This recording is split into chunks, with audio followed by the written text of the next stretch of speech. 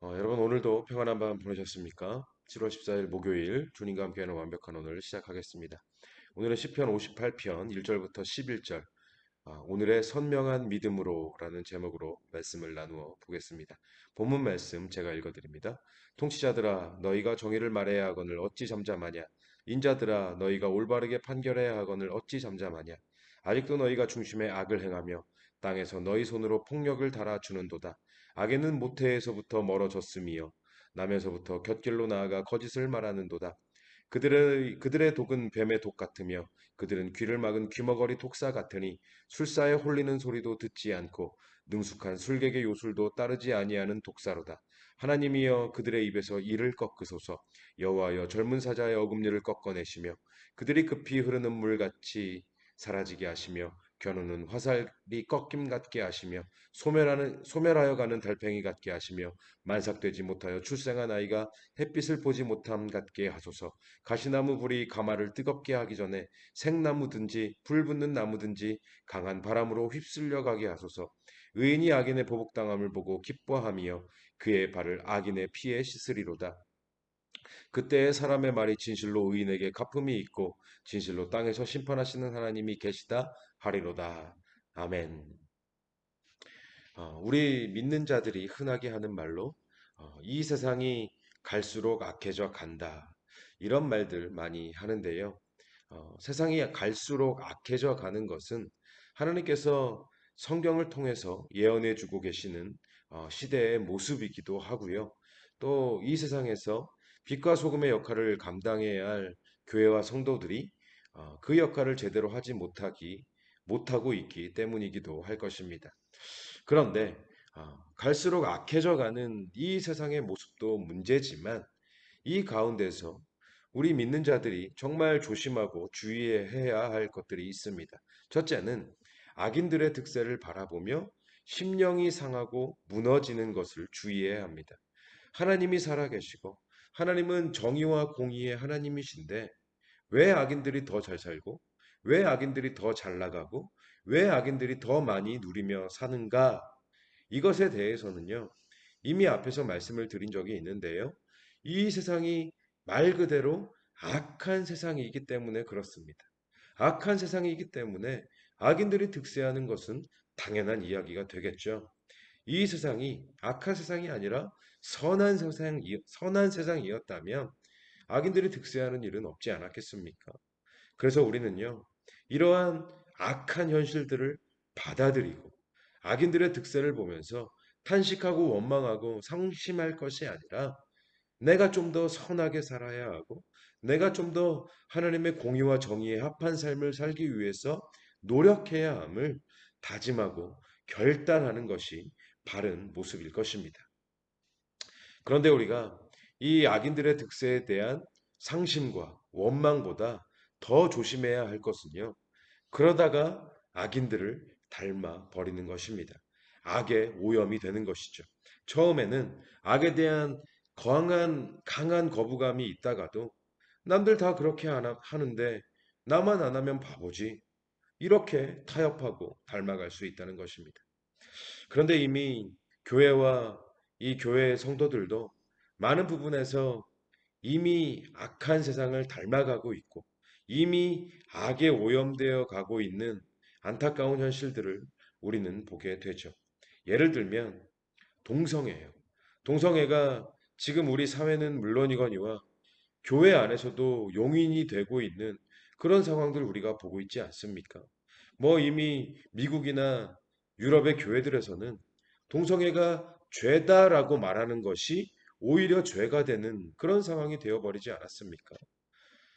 제가 지난주에 서천에 있는 고등학교에 가서 설교를 하고 왔다고 말씀을 드린 적이 있는데요. 그 학교가 기독교 대안학교 같은 그런 개념의 학교예요. 그래서 선생님들과 학생들 100%다 기독교인들인데 후배 목사님이 저에게 하는 말이 설교하면서 절대로 하면 안 되는 말 중에 하나가 동성애는 죄다. 이거 하면 안 된대요.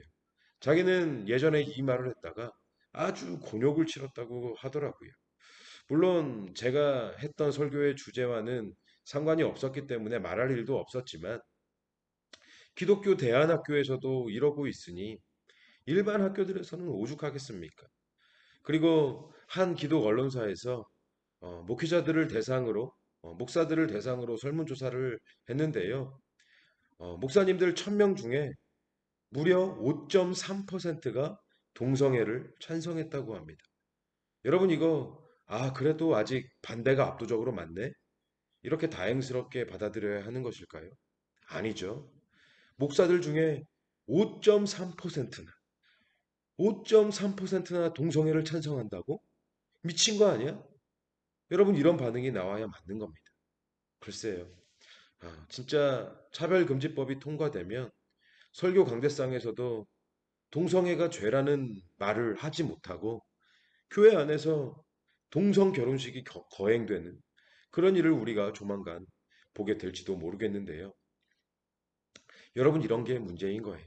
서서히 스며드는 거예요. 스며들면 오염되고 오염되면 똑같이 더러워지고 똑같이 악해지는 거거든요. 동성애는 죄다라고 말도 못하는 이런 세상이 올 줄 누가 알았겠으며 목사 중에 동성애를 찬성하는 그런 목사가 나올 줄 누가 알았겠습니까? 그래서 우리는 이 악한 세상에 오염되지 않기 위해서 악인들을 닮아가지 않기 위해서 늘 말씀으로 무장하고 기도로 자신을 돌아보며 하나님 앞에서의 거룩을 지켜가기 위해서 부단한 노력을 해야만 하는 것입니다.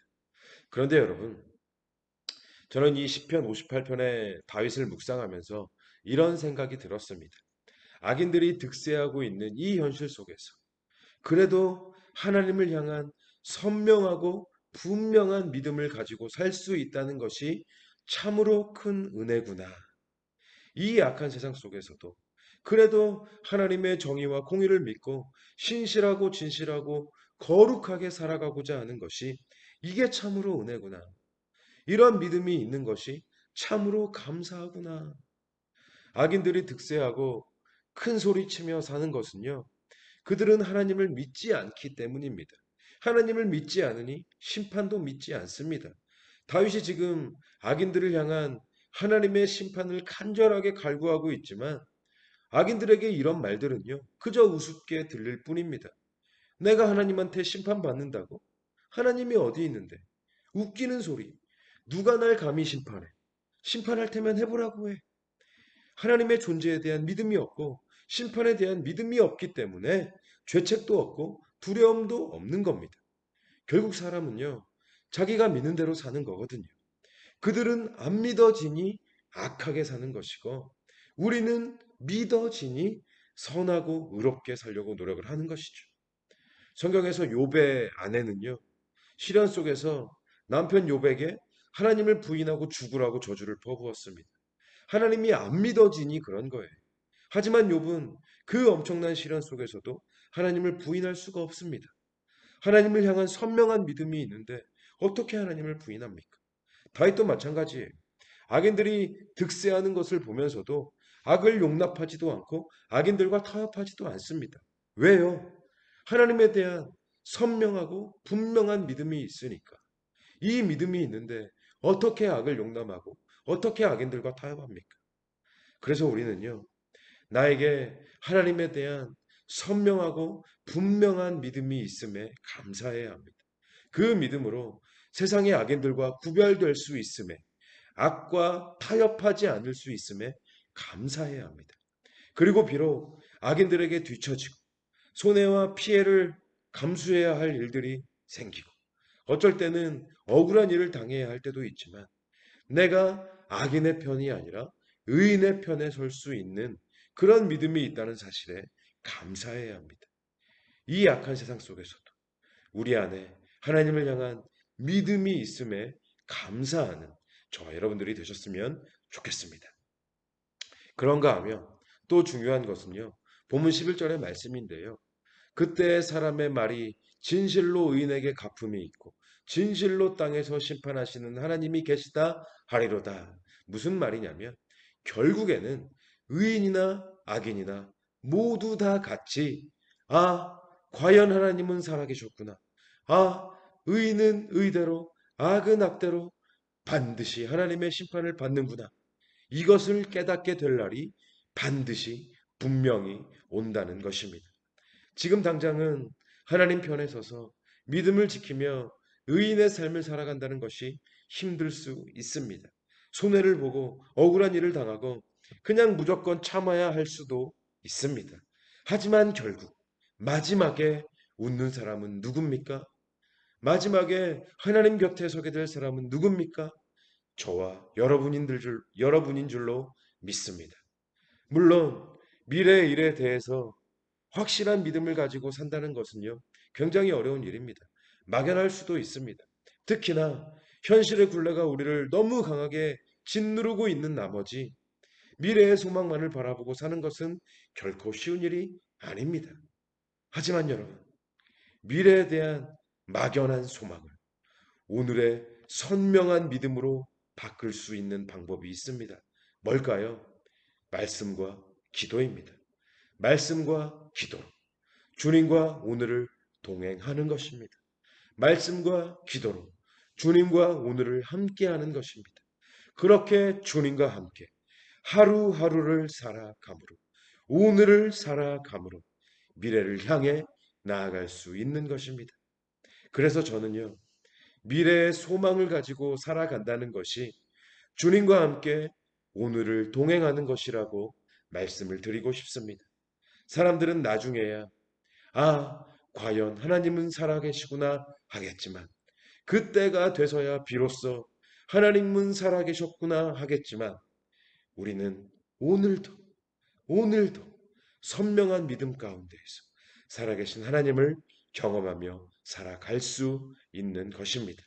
이런 의미에서 매일매일 말씀을 묵상하고 매일매일 기도로 하나님과 교제하며 살아계신 하나님을 경험하며 살아가는 저와 여러분들이 되셨으면 좋겠습니다. 그렇게 오늘의 선명한 믿음으로 미래의 확실한 소망을 가지고 살아가는 저와 여러분들이 되시기를 바랍니다. 이러한 믿음으로 오늘도 주님과 함께하는 완벽한 오늘이 되시기를 주님의 이름으로 간절히 정말로 간절히 축원합니다. 오늘의 기도 제목을 드립니다. 시간을 내셔서 꼭 5분 이상씩 기도하시기를 바랍니다. 이 5분의 기도가 오늘 우리의 24시간을 살릴 줄로 믿습니다. 첫째, 하나님은 없다. 심판은 없다. 이렇게 큰 소리치는 악인들이 득세하는 악한 세상 속에서 하나님을 향한 믿음을 가지고 살게 하심에 참으로 감사를 드립니다. 둘째, 악인들의 득세를 바라보며 상심하거나 원망하지 않게 하시고 무엇보다 악인들을 닮아가지 않게 하시고 오염되지 않도록 지켜 주시옵소서. 셋째, 말씀과 기도로 주님과 동행하는 오늘의 선명한 믿음으로 미래의 확실한 소망을 품고 살아갈 수 있도록 도와 주시옵소서. 넷째, 오늘도 주님과 함께하는 완벽한 오늘이 되게 하여 주옵소서. 이 기도 제목을 가지고 꼭 시간을 내셔서 기도하시기를 바랍니다. 기도하시겠습니다.